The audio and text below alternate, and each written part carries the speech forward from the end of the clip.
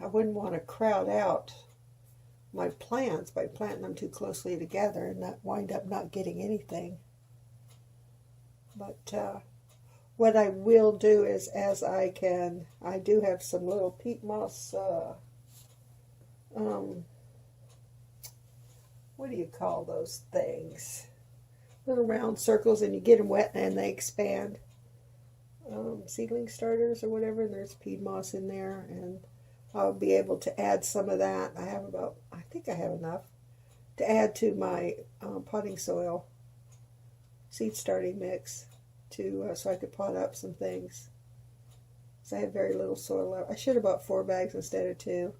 I didn't know at the time of ordering that I was going to plant so much this year, because I typically don't. I'll plant 1 or 2 of something and then pot it up, and it's usually no problem. Oh, but this year's different. And I don't really want to order more right now. So I'm going to try and manage with what I have and see how well that goes, or badly it goes. But I'm very happy to see that these banana peppers, sown on March 17th, I noticed they were coming up about 2 days ago. So April 2nd or April 3rd, today's the 5th, April 5th. So April 3rd, I noticed that they popped up. And they get on their way, and they weren't doing anything until I started spritzing the top. Because this, not much soil, potting soil's barely an inch in there. Because I ran out of seed sale trays. And I didn't want to disturb the ones that aren't up yet, because they still may come up. I mean, who's to say? You know, I've got onions here, and I've got one at this end and one at this end. Nothing going here. Ground cherries, missing 2, but they're just now coming up, so, you know, I'm not overly worried about that. They'll probably all come up.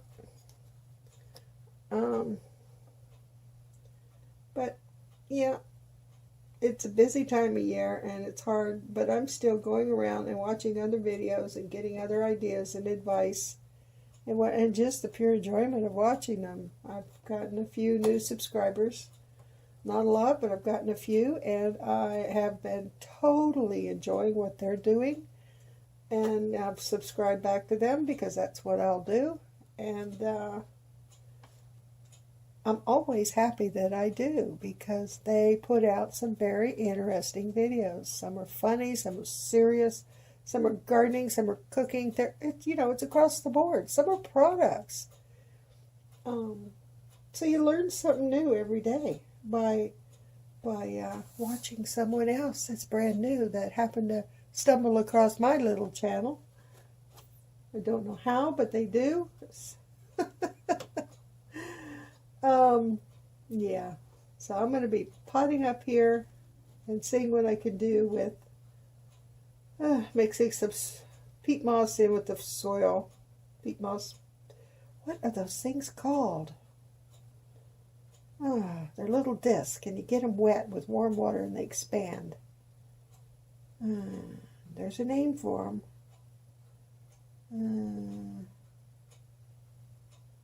Magic? Potting magic? Anyway, I'm going to get going here and get busy because I have work to do. Cue the music.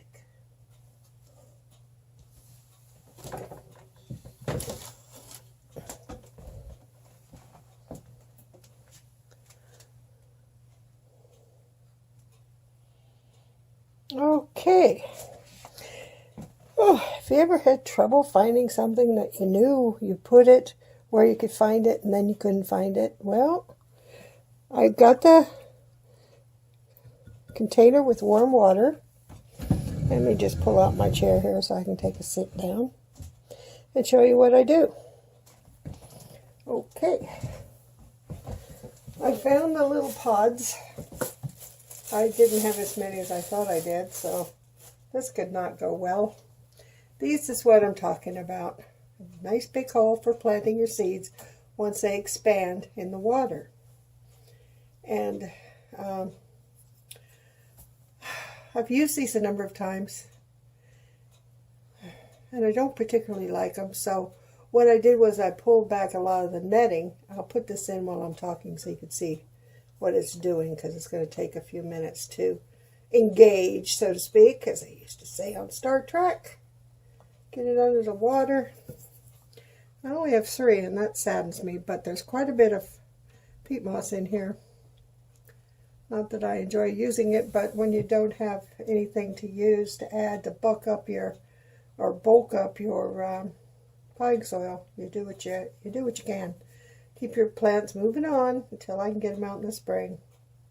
So once they expand, then I would pull it back. There's a little bit of netting that holds the peat moss in here, and I would pull it back, and then I don't know, most times the seed would get trapped under there and then just die, or it would get moldy because I would overwater it and it would die, and most times it would die. So I went, oh, okay, I can use these as spares.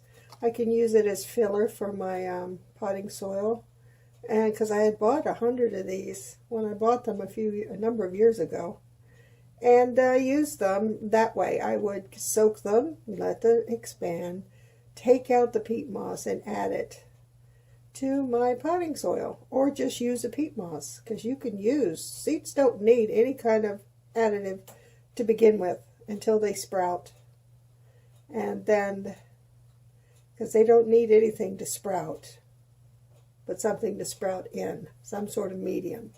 You could sprout seeds. They call it chitting. You could sprout them on damp paper towel. You can sprout them in sawdust.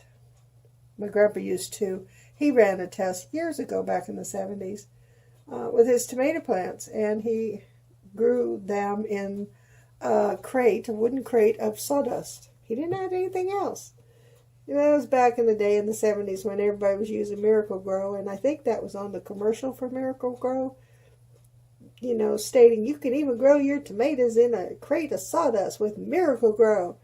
Yeah, that's back in the 70s when everybody was jumping on that bandwagon. Not that it's bad. I have Miracle-Gro here. I use it for my flowers and whatnot. And I keep that soil separate from the other soils that I use. So, yeah. I don't use it very often, but I do use it sometimes. I haven't used it in ages, come to think of it. But anyway, I digress again. So he went, and he grew tomatoes, and they were beautiful.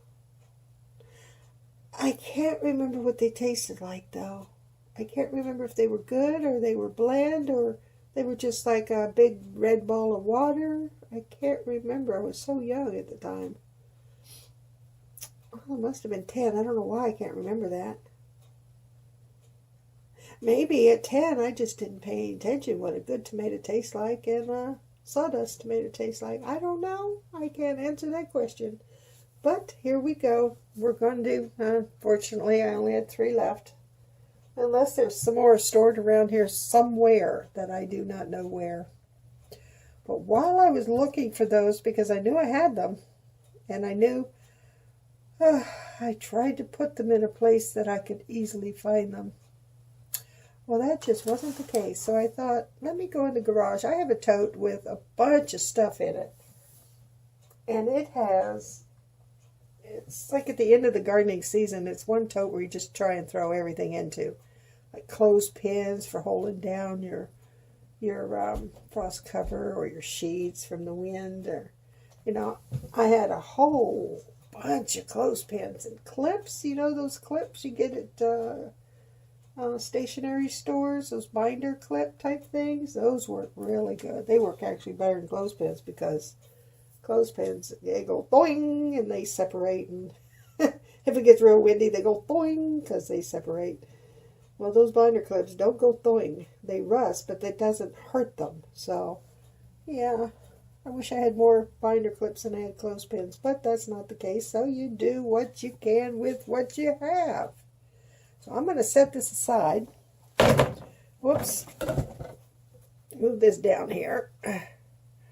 And I better put that green thing down there with it so it doesn't just slide off. I have my garbage can sitting here to put those nettings, because I'm going to take that apart once it expands fully.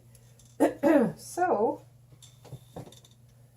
I have a blue tote, and I finally wrote on it what's in it, because I didn't do that before. Garden supplies, the search is over, and something to make me giggle when I see it next spring, because it'll be sitting on my garage shelf all winter.